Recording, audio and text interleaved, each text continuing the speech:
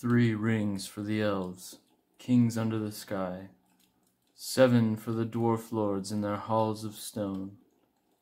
9 for mortal men. What are you doing?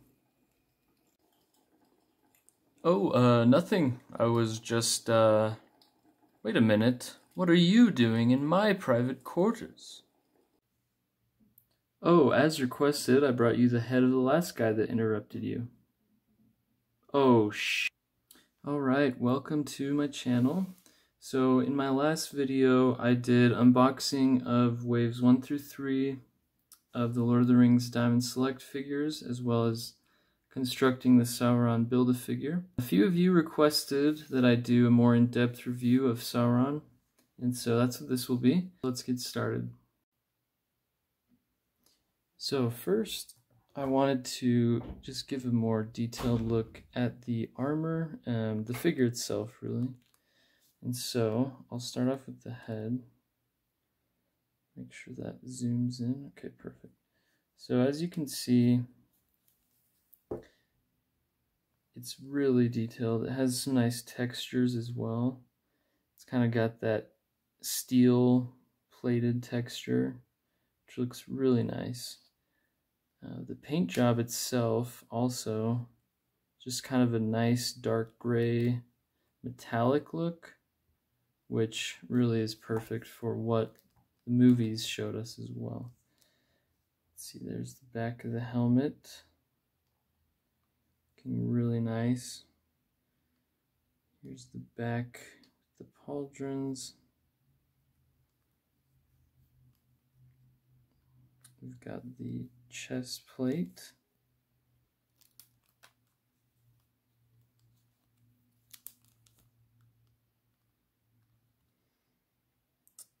Torso with the arms.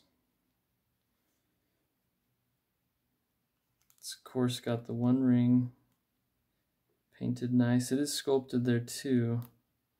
Some of the paint bled over on mine, but it's not very noticeable unless you really look close. The mace itself, let's see.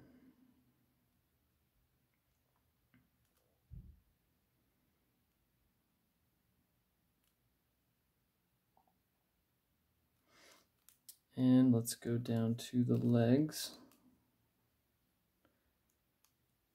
Got the spiked knee pads and the shin guards and the feet.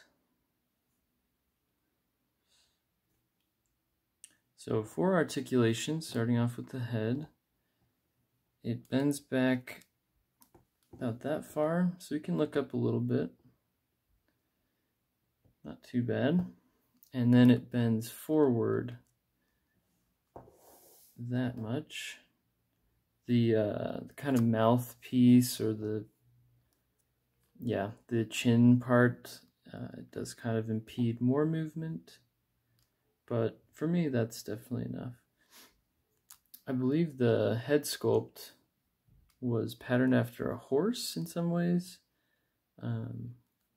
Not sure why they went with that, but they did make it look menacing for sure. So, evil horse head. As far as the arm articulation, it's not amazing. It's not terrible. It does rotate 360 degrees. Oh, and the pauldron popped off. That will happen a lot with this figure. They don't really fit. I mean, they fit, sorry. They don't stay very well. And in fact, I'm going to take them off because they're going to be popping off. So, for the arm articulation, he can reach out completely. Both arms rotate 360 degrees, which is great. One thing that is kind of annoying is they won't go to his side fully. The armor kind of blocks it right in here. As far as the elbows, they are single jointed with not a ton of motion. That's as much as you're getting. The wrists are, looks like just a swivel joint, I believe it's called. You can bend it forward that much, and backwards you can't even bend it backwards. The hand impedes that, so you can bend just like that. The other hand, oh, it's one that goes up and down like this.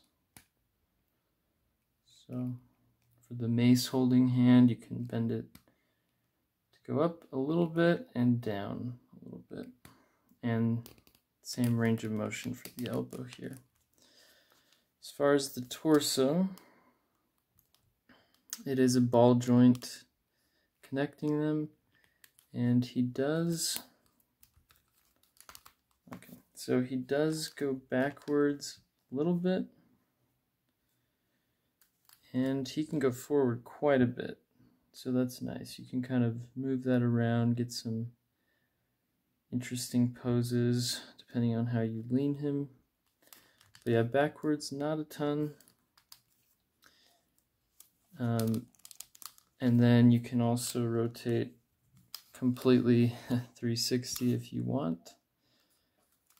As far as the legs go, he does have the thigh swivels, which is where he connects from the Build-A-Figure piece. So that's nice. You can rotate those, get some good leg stances. He's got single jointed knees that bend that much. So let's show that. You know, that's decent for single jointed. He can kneel, and they don't go forward at all just because of the armor, and why would you need them to go forward actually? Okay, as far as the ankles, they're just a straightforward joint. You can get a little bit of a point going if you want him to be on his tippy toes. You're not going to get that. And it goes forward that much. It also has ankle pivots, so let's see. You can get some nice stances with those. Those are very useful, and any company that doesn't use ankle pivots, in my opinion, is really behind, because they're very necessary. I did fail to show that the head does tilt from side to side, so you can tilt it about that far on each side. And then the view of the back of the figure. So with the cape, obviously you can't see the armor, but let's go ahead and just look at the back of the armor here. So it's just as detailed, which is great. A lot of people might skimp on those back details since you don't see them, but it is cool to see they still faithfully adapted the full armor. And even the back of his arms, you've got the elbow pad, those details. You got chainmail for the skirt type piece. And then even the back of the ankle piece has a spike there. So really cool details. Just wanted to show those as well. As far as scaling goes, here he is next to the NECA 7-inch Kratos and 7-inch Frankenstein monster, also NECA. So he does fit in well with the 7-inch line, considering he is a 7-inch scaled figure. The Lord of the Rings figures are also 7-inch. And here he is next to two of the McFarlane Toys Dune figures, also 7-inch scale. And they are a little bit smaller, it looks like, than the NECA and the Diamond Select 7-inch scale. But nonetheless, they work well with this scale. And here he is next to Darth Maul and Obi-Wan 6-inch Black Series figures. So quite a bit bigger than these figures. Honestly, he's huge compared to 7-inch figures as well. So if you wanted to throw him in with your Star Wars figures for some reason, you could.